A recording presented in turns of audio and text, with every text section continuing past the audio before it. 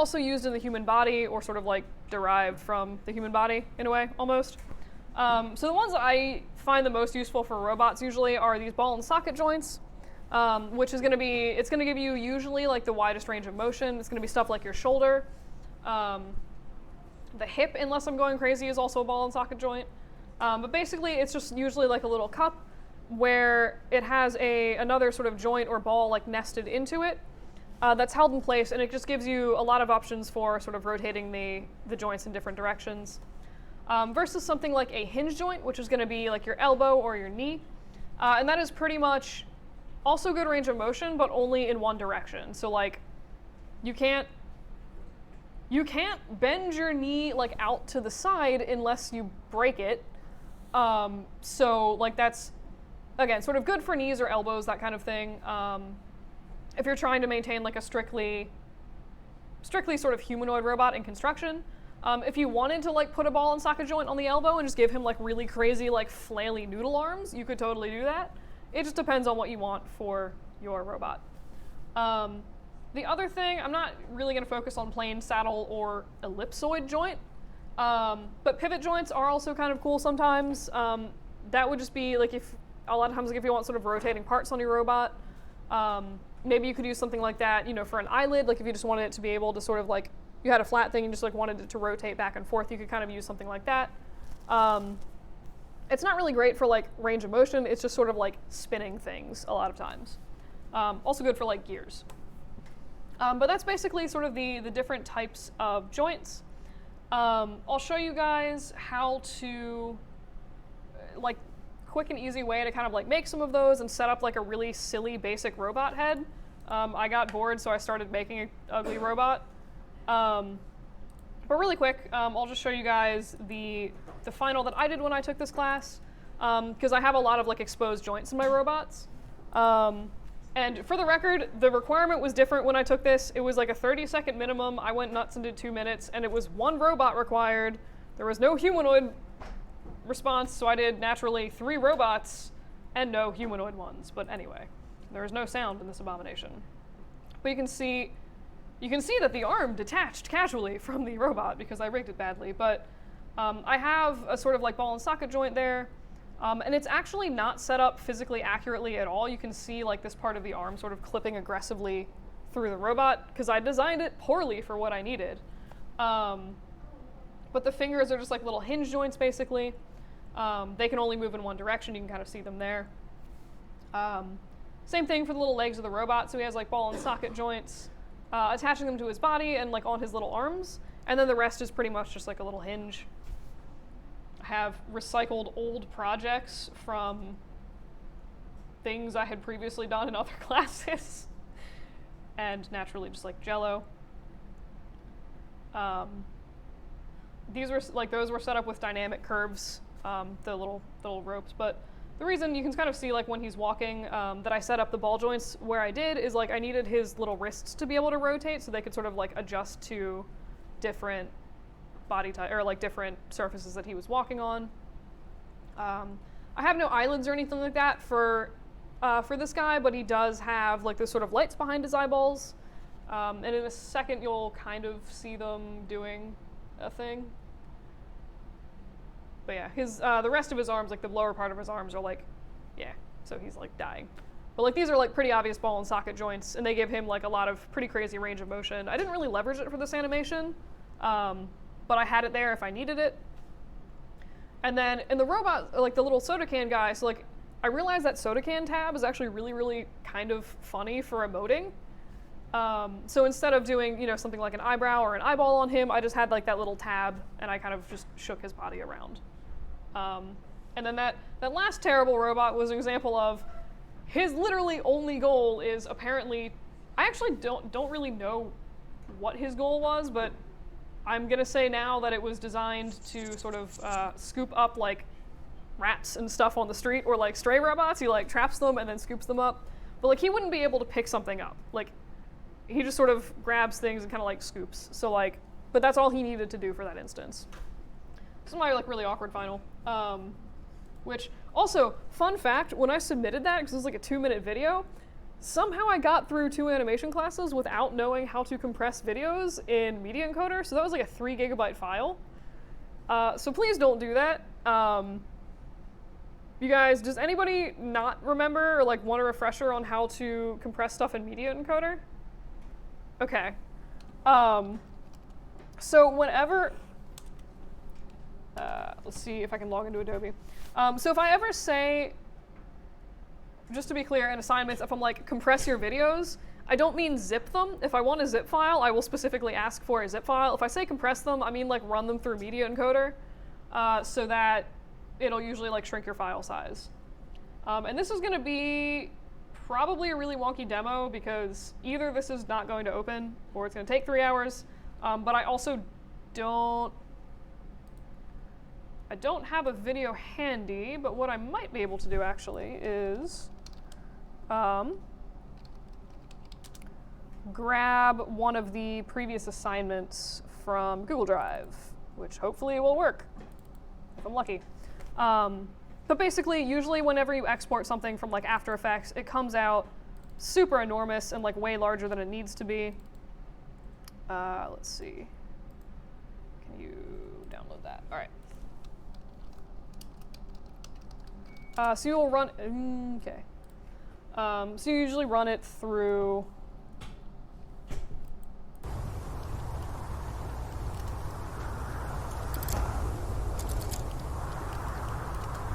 that is totally the correct password. Do I have caps lock turned on by chance? I do not. Interesting. All right, well, I'm not why this is not letting me log in. Very annoying.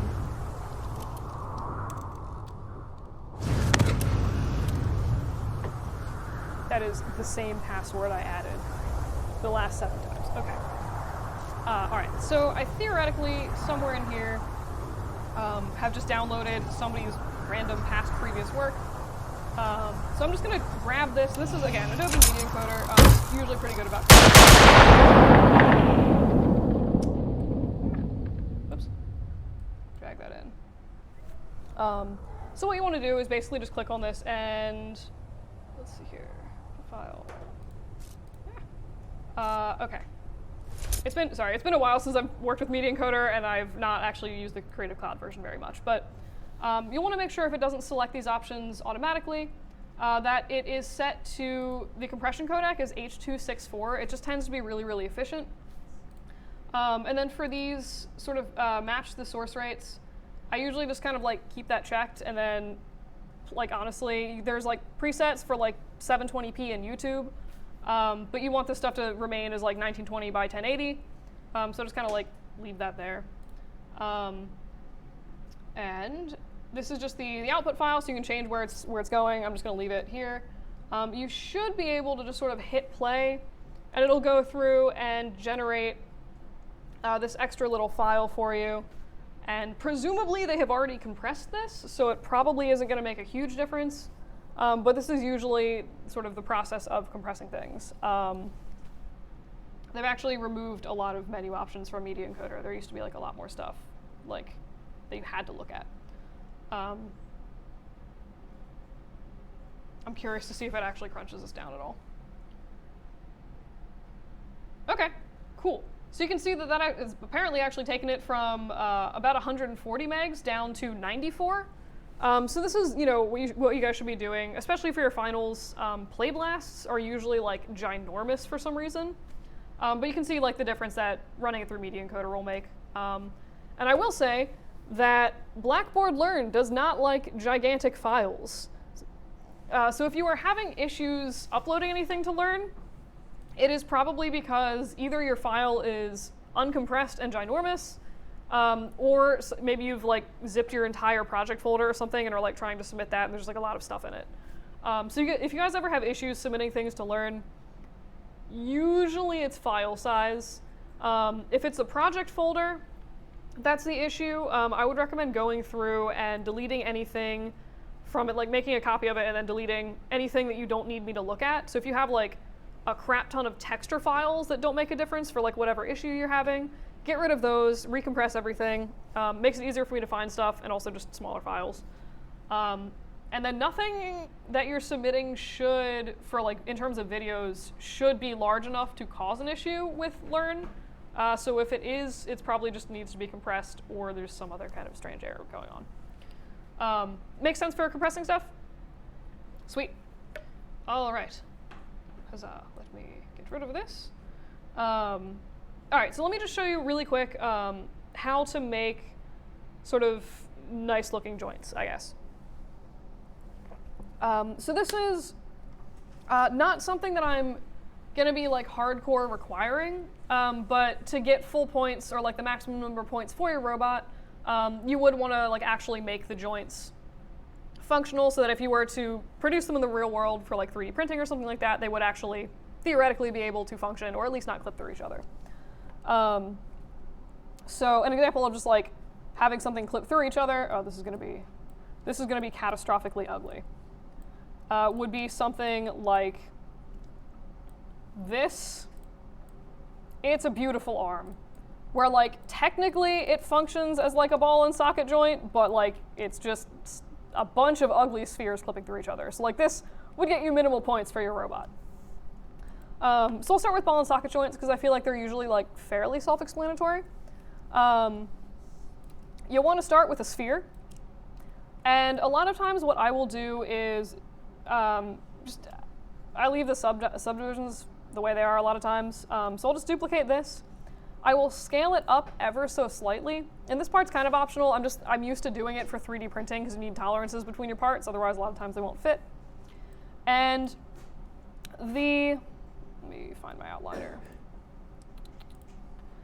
So the sort of bit with ball and socket joints is you can make functional ones and dysfunctional ones. So an example of like kind of a dysfunctional one would be something like this. Let me just make this a different color so you guys can see it. Where this would like literally just fall out. Like there's nothing actually holding this piece in on the top part of this joint, if that makes sense. Like, so a lot of times with ball and socket joints, what they'll do is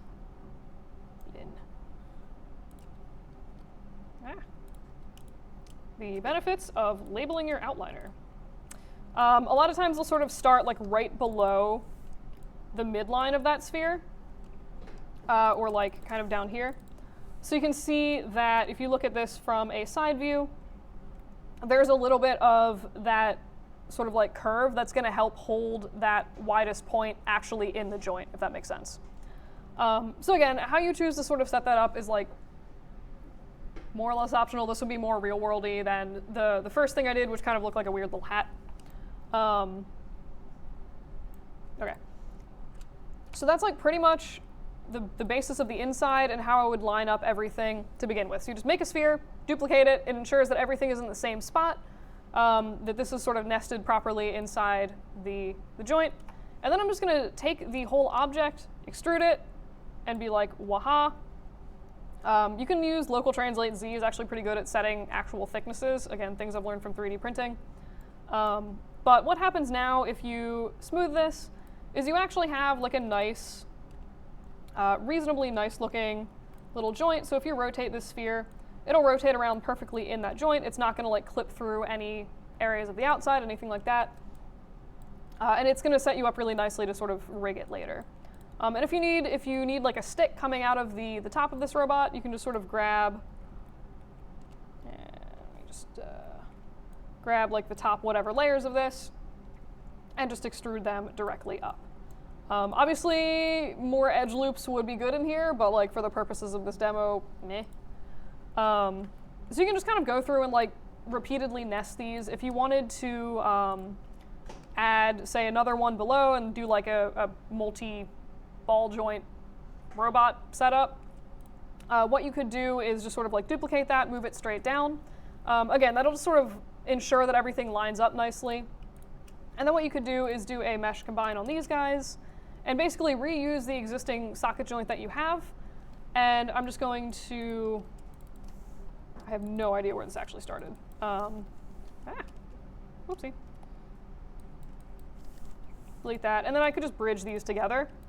And that, again, just sort of ensures, like, it means that you don't need to model this from scratch, and also ensures that you still maintain that, like, nice perfect circle that you had previously. That is terribly bridged. And you can just sort of chain them that way if you so need to. And by doing that, it allows you to, unless you move the pivot, you should be able to sort of like rotate these, again, nicely in place. If you guys ever do like accidentally shift the pivot, and you're just animating these by, you know, parenting, so you're not doing any kind of rigging, what you can do is shift it back with vertex snapping. And I just sort of like doing this because I think it's just nicer to have it like this. But you'll notice if you, the 20 by 20 spheres with the like default Maya settings when you set them up are kind of nice for this. You'll notice that you get these like perfectly clean lines like right through the center of this object. So like anytime you move your pivot, do like a mesh combine, it's gonna mess with the pivot of your object. So I'm just gonna press and hold D to allow me to move the pivot and V to access vertex snapping. And I'm just gonna snap this up directly to the center of that sphere, lining it up with those little middle lines, and just double check that that is the same on both the front and the back and the side, which it is. So now if I move this, it should rotate nicely in that little coupler that we first made. If you're doing a rig, you're gonna have to set up kind of the same thing. You'll just need the joint directly in the center of the ball. I'll get to that again later. But that's like the basic setup for ball and socket joint. And you can see kind of where at some point like this little coupler here will start to impede the motion of your ball. So like if you're moving it up like this, you can get maybe like a 30-ish degree angle. So a lot of times what people will do if they need extra range of motion like one specific direction is actually go through and just sort of do this nicer than I'm doing it right now, but they'll like actually cut out like a little piece, I guess like a larger piece. They'll cut out part of that socket so that you have, it'll still hold the joint in, but you have the option to move this up a little bit farther if you need to do like a 90-degree bend. So that's like a kind of common thing on like ball jointed dolls where they'll do that, like a lot of times for elbows and stuff like that. If you've ever like ripped a Barbie apart, you might have seen something kind of like that. So that's more or less like the ball and socket joints. Any questions on that? Follow-up stuff? Cool. Hinge joints are honestly pretty also kind of self-explanatory. It's kind of the same process. I'm just going to scale the little outer. I made a cylinder, duplicated it. I'm going to delete half that cylinder and just sort of extrude this one out.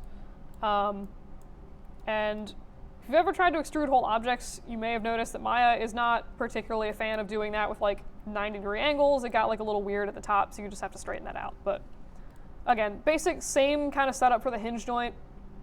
And then you would just have this like able to move however. I'm not really gonna go over the I forget what it was called, like disc joint or whatever it was, pivot joint, because that's pretty much just like rotating something where it is. But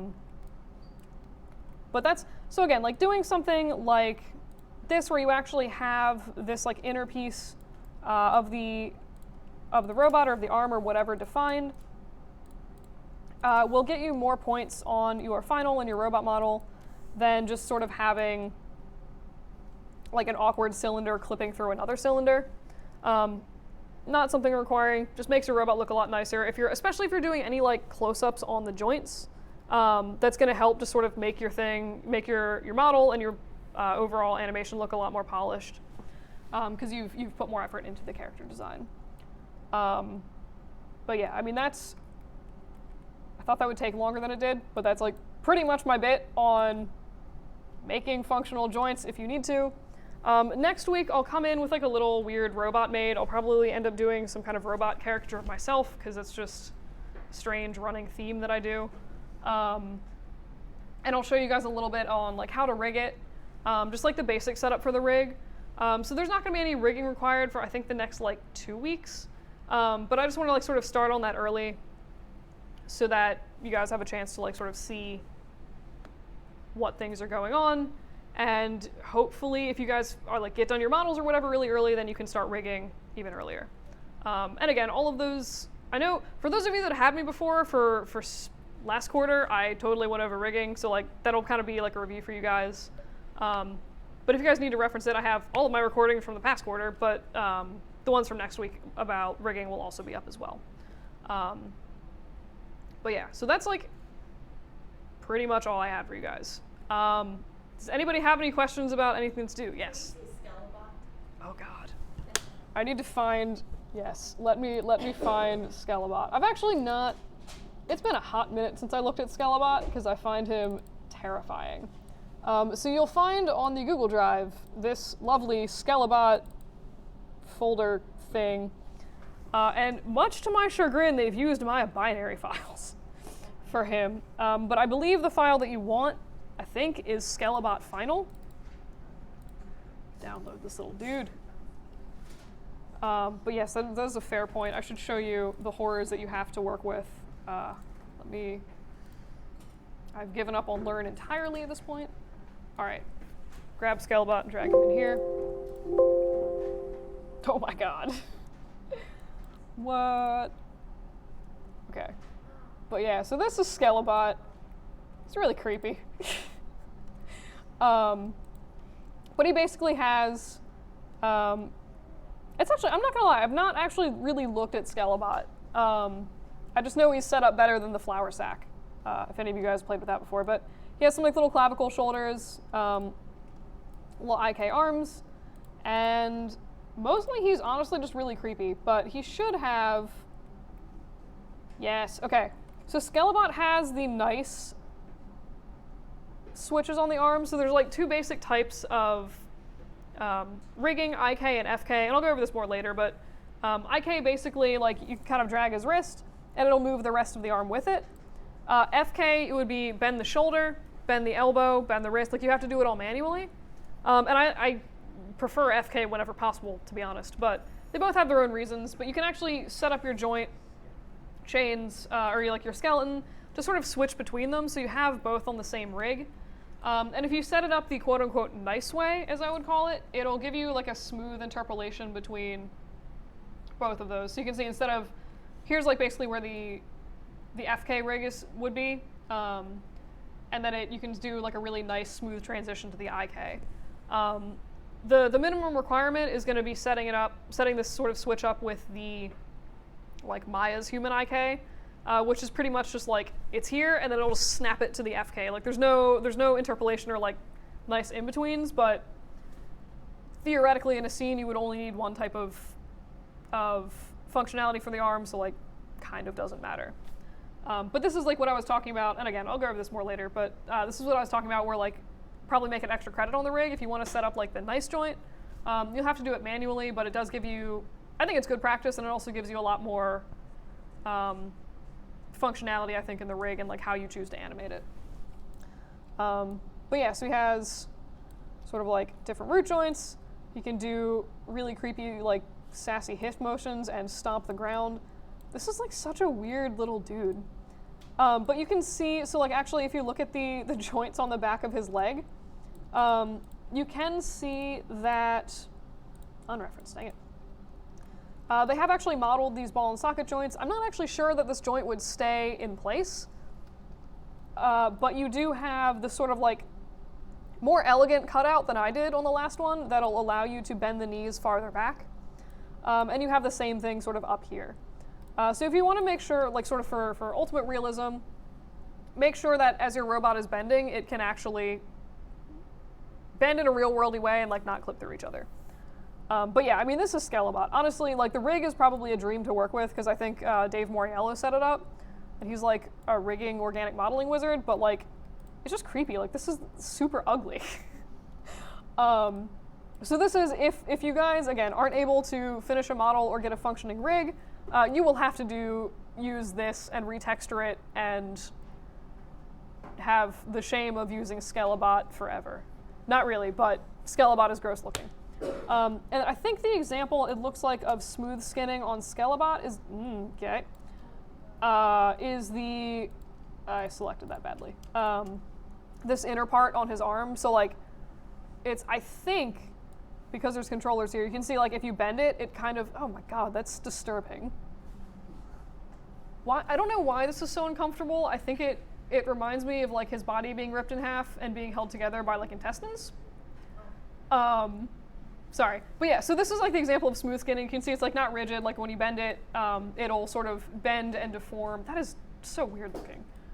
So this is kind of like, at least one piece similar to this needs to be in your final. And again, whether you want to do something like Skele Bot's weird intestine joint chain, or like, I think he has the same kind of setup on his neck. You could add some kind of like weird little tail or like cables, whatever. You just need some kind of smooth skinning. But that is pretty much Skele Bot. You should be able to scale him and rotate him. Oh no, you can't. Okay. That's fun. I will go over, when we go over rigging, how to set up an outliner to avoid this kind of issue where you scale him and he explodes. But